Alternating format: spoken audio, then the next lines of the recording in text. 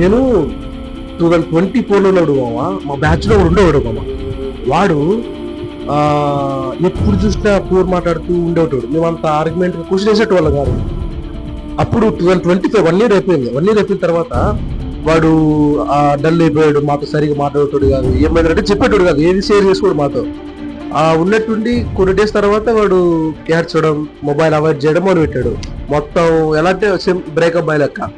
ఏమైంది అని అడిగితే ఇట్లా లవ్ ఉండింది నాకు, ఇట్లా అమ్మాయి నన్ను వదిలేసి వెళ్ళిపోయింది అని చెప్పాడు. అవునా అని చెప్పి మేము మొత్తం చెక్ చేసాం. It was a war. అబ్బాయి వాడు కంట్రోల్ చేసుకోలేక వెళ్ళాడు. మేమంతా పెద్ద జోకర్ తీసుకున్నాను, ఎందుకంటే పెద్ద బోగడా కొడుకు. వాడు కూడా కొంచెం సిన్సియర్గా లవ్ చేసుకుని వెళ్ళేటప్పుడు. మేము ఒకటైనా 10 అయినా మాకు హోటల్లో ఉండేది. మేము అలా అదో స్టైల్. ఈడు కూడా జెన్యూన్ అని చెప్పి ఏదో వీటి బాధలు పెట్టుకునేటోడు. అలా జరిగింది మా వాళ్ళు.